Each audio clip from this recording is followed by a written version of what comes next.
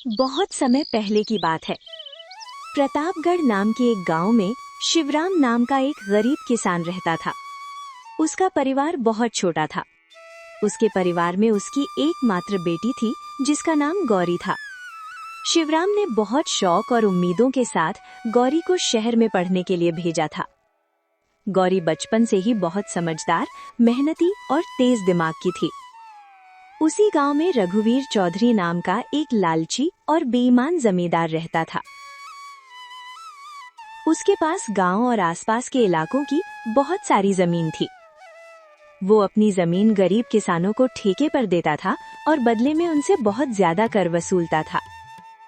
पहले वो किसानों को मीठी बातों में फंसाता और बाद में ऐसी शर्तें रखता कि सारी मेहनत किसान करे और फायदा वही उठा ले। एक दिन रघुवीर चौधरी अपने नौकर कल्लू से बातें कर रहा था। इन किसानों की जिंदगी भी अजीब है। दिन रात मेहनत करते हैं और फिर भी 2 वक्त की रोटी के लिए तरसते हैं, और मैं बस हुक्म देता हूँ, फसल अपने आप मेरे गोदामों में भर जाती है। हाँ मालिक, आप ही तो इस इलाके के राजा हैं। आपकी मर्जी के बिना कुछ नहीं होता। इसलिए तो मैं जमींदार हूँ। रघुवीर हंसते हुए बोला।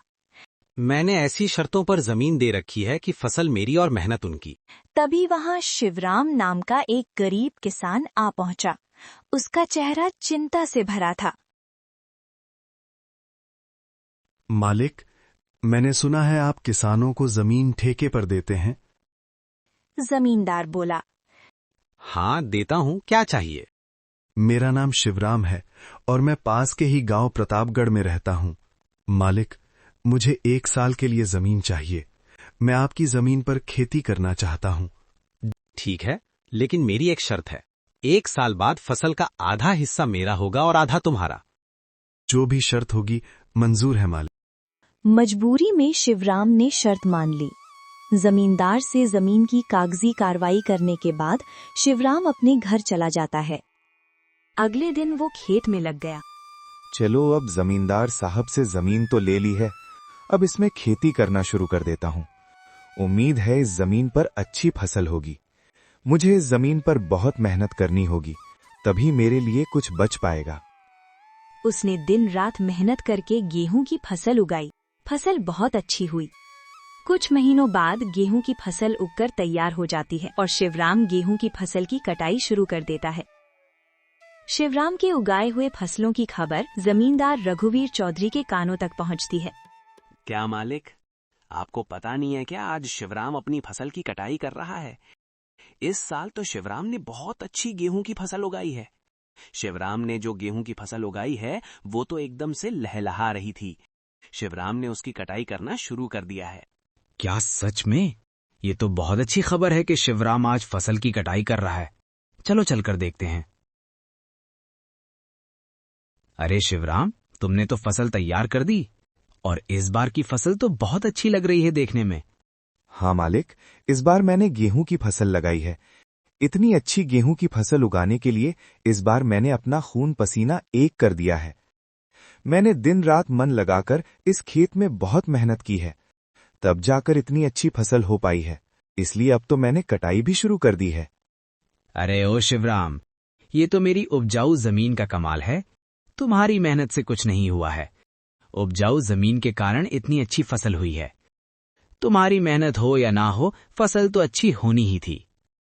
मालिक, खेत भले ही उपजाऊ हो, अगर उसमें मेहनत नहीं होगी तो फसल कैसे उगेगी? मैंने बहुत मेहनत की है इस खेत में।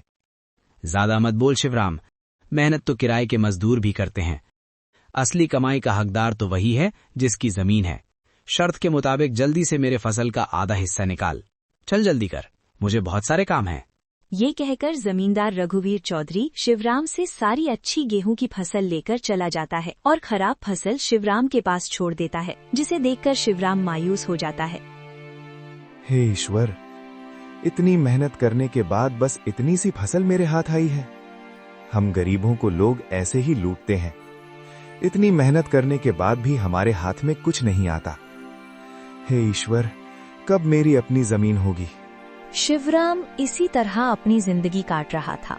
कुछ समय बाद उसकी बेटी गौरी शहर से पढ़ाई पूरी करके गांव लौट आई।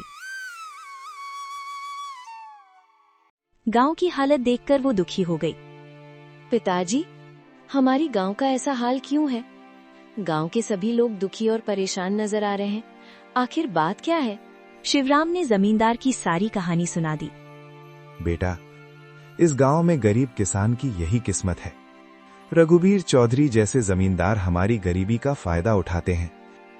मेहनत हम करते हैं और फायदा जमींदार खा जाते हैं। हमारे पास ना अपनी जमीन है और ना अधिकार। ये सुनकर गौरी बहुत दुखी हो जाती है। पिताजी, अब चिंता मत कीजिए। अब मैं आ गई हूँ और ये अन्याय अब और नहीं चलेगा। आज से मैं आपके साथ खेतों में काम करूंगी और उस लालची जमींदार को उसी की शर्तों में बांध दूंगी। अगले ही दिन गौरी जमींदार रघुवीर चौधरी के यहाँ पहुँच जाती है। अरे गौरी, तुम यहाँ? कहो, क्या बात है? जमींदार साहब, मुझे ठेके पर कुछ जमीन चाहिए। तुम तो लड़की हो, खेती करोगी? तुम पढ़ी लिखी हो, खेती नहीं कर पाओगी। नहीं मालिक, मैं किसान की बेटी हूँ। खेती करना मुझे अच्छी तरह आता है। अच्छा ठीक है, मेरी शर्त सुन लो। तुम जो भी फसल लगाओगी उसका आधा हिस्सा मैं रखूंगा और आधा तुम, लेकिन ऊपर का हिस्सा मेरा होगा और नीचे का तुम्हारा। ठीक है मालिक, मुझे मंजूर है। गौरी सारी कागजी कार्यवाही कर घर वापस जाती है। अगले दिन गौरी अपने पिता शिवराम के साथ खेत में जाती है। गौरी व शिवराम बहुत मेहनत से फसल उगाते हैं। गौरी इस बार आलू की फसल लगाती है। कुछ महीनों बाद फसल तैयार हो जाती है। अरे, ये तो आलू है। देखिए मालिक, आपकी शर्त के अनुसार ऊपर का हिस्सा आपका और नीचे का मेरा। वो तो ठीक है, पर मैं इस घास फूस का क्या करूंगा? वो तो आप ही जाने मालिक। मुझे बहुत काम है, देर हो रही है। इस तरह गौरी सारे आलू लेकर घर आ जाती है और जमींदार के हिस्से में सिर्फ पत्ते रह जाते हैं। अरे मालिक, ये लड़की तो हमसे भी ज्यादा चालाक निकली। गौरी कुछ फसल गरीबों को देती है, कुछ अपने लिए रख लेती है व कुछ बाजार में बेच देती है। देखा पिताजी, मैंने उस लालची जमींदार से सारी फसल कैसे ले ली। अरे वाह गौरी बिटिया, तुमने तो उस जमींदार को उसकी ही बातों में फंसा दिया। कुछ दिन बाद गौरी फिर से जमींदार के यहाँ जमीन लेने जाती है। मालिक, मुझे ठेके पर कुछ जमीन चाहिए। ठीक है, मगर इस बार शर्त ये है कि फसल का ऊपर का हिस्सा तुम्हारा और नीचे का मेरा। ठीक है मालिक, मुझे मंजूर है। गौरी सारी कागजी कार्यवाही कर घर वापस जाती है। इस बार गौरी गेहूं की फसल लगाती है। गौरी बिटिया, इस बार तुमने कौन सी फसल उगाई है? पिताजी, इस बार मैंने गेहूं की फसल उगाई है। हाँ गौरी बिटिया, बस ऐसे ही मेहनत करती रहो। फसल बहुत ही अच्छी होती है। कटाई के समय जमींदार वहाँ आ जाता है। फसल तो खूब बढ़िया हुई है। हाँ मालिक, मगर आपको शर्त तो याद है ना? ऊपर का हिस्सा मेरा और नीचे का आपका। हाँ, मगर गौरी सारे गेहूं ले जाती है और जमींदार के लिए सिर्फ भूसा बच जाता है। देखा मालिक, ये कल की आई हुई लड़की हमें फिर से मूर्ख बनाकर चली गई। सही कहा कल्लू, अब तो इस लड़की का कुछ करना पड़ेगा। कुछ महीने बाद गौरी फिर से जमींदार के यहाँ जाती है। मालिक, मुझे आपकी जमीन 1 साल के लिए ठेके पर चाहिए। नहीं गौरी, तुम सारी फसल अपना ले लेती हो और मेरे लिए बस घास फूस छोड़ देती हो। नहीं मालिक, आपकी शर्त के अनुसार ही मैं फसल का बंटवारा करती हूँ। आप शर्त ही ऐसी रखते हैं।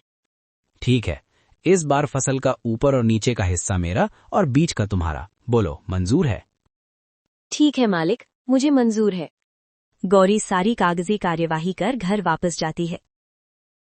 गौरी इस बार गन्ने की फसल बो देती है। मालिक, इस बार तो उस गौरी का दिमाग ही चकराने वाला है। इस बार तो आपने शर्त ही ऐसी रखी है, ऊपर का हिस्सा आपका और नीचे का भी हिस्सा आपका। अब तो आपके हाथ में कुछ न कुछ आ ही जाएगा। तुमने बिल्कुल सही कहा कल्लू। इस बार मैंने अपने दिमाग का 100% उपयोग करके ब्रह्मास्त्र छोड़ा है। मैं भी अब देखता हूँ वो किसान की बेटी गौरी कैसे बचती है। इस तरह दोनों बातें करते हुए खेत के पास पहुंच जाते हैं और जैसे ही वो खेत के पास पहुंचते हैं तो देखते हैं कि इस बार गौरी ने गन्ने की खेती की है। मालिक, ये गौरी तो आपकी भी अम्मा निकली। देखिए जरा, इस बार उसने कौन सी फसल लगाई है। अरे ये क्या, इस गौरी ने तो इस बार गन्ने की फसल लगाई है। अब बताओ भला, ऊपर का और नीचे का हिस्सा मेरा होगा और बीच का हिस्सा उसका होगा। मतलब इस बार भी मेरे हिस्से में घास फूस ही आनी है। मैं इस बार भी बेवकूफ बन गया। मान गया इस किसान की बेटी के दिमाग को।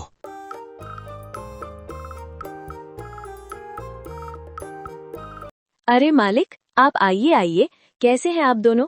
आपस में क्या खुसुर फुसुर कर रहे हैं? अरे वाह, एक तो चोरी ऊपर से सीना जोरी। तुमने मुझे इस बार भी बेवकूफ बना दिया ना। नहीं मालिक, जरा मुझे भी तो बताएं कि मैंने आपको क्या बेवकूफ बनाया है। मालिक, आप तो गांव वालों को बेवकूफ बनाते हो। देखिए मालिक, इस बार मैंने गन्ने की फसल लगाई है और आपकी शर्त के मुताबिक इस फसल का ऊपर का और नीचे का हिस्सा आपका होगा और बीच का हिस्सा मेरा होगा। अरे ओ किसान की बच्ची, मालिक को ज्यादा होशियारी दिखाने की कोशिश मत करो। बेईमानी और मक्कारी में ये सबके बाप है बाप। ये खेत भी हमारा है और इसमें लगी फसल भी हमारी है। अरे ओ कल्लू, बस कर, ज्यादा चिल्लाने की जरूरत नहीं। शायद ये हमारी ही करनी का फल है। हमने गांव के भोले भाले किसानों को बहुत ठगा है और आज पहली बार किसी ने हमें ठगा है। इस लड़की ने हमारी आंखें खोल दी हैं। अब मैं समझ चुका हूं कि बेईमानी का फल हमेशा बेईमानी ही मिलता है। इसलिए आज के बाद मैं किसी भी किसान को परेशान नहीं करूंगा और सभी किसानों को उनकी मेहनत का बराबर का हक दूंगा। जितनी भी किसानों की जमीन मेरे पास गिरवी है, मैं उनको सारे कागज वापस कर दूंगा और कभी भी उनकी गरीबी और लाचारी का फायदा नहीं उठाऊंगा। मालिक, आपने तो ये बहुत अच्छी बात कही है। एक किसान दिन रात मेहनत करता है अपने परिवार के लिए, मगर ना ही कभी वो अच्छे कपड़े पहनता है और ना ही कभी वो अच्छा खाना खा पाता है। अपने परिवार का पेट भरने के लिए वो दिन रात अपना पेट जलाकर खेतों में मेहनत करता है। ऐसे में इन गरीब किसानों के साथ बेईमानी करना और उन्हें तकलीफ देना अच्छी बात नहीं है। इसलिए इनका हक तो इन्हें मिलाना ही चाहिए। आप इनको इनकी जमीन वापस लौटा दीजिए मालिक, और अभी भी समय है। सच्चाई के रास्ते पर आ जाइए, नहीं तो आपको इससे भी बड़ा नुकसान झेलना पड़ सकता है। इस तरह गौरी अपनी मेहनत और होशियारी से लालची जमींदार को सच्चाई के रास्ते पर वापस ले आती है। जमींदार रघुवीर चौधरी ने वहाँ के किसानों की जमीन और उनका पैसा उनको वापस कर दिया। उस दिन के बाद वहाँ के किसान खुशी खुशी रहने लगे और किसी भी जमींदार ने किसी भी किसान का हक नहीं मारा।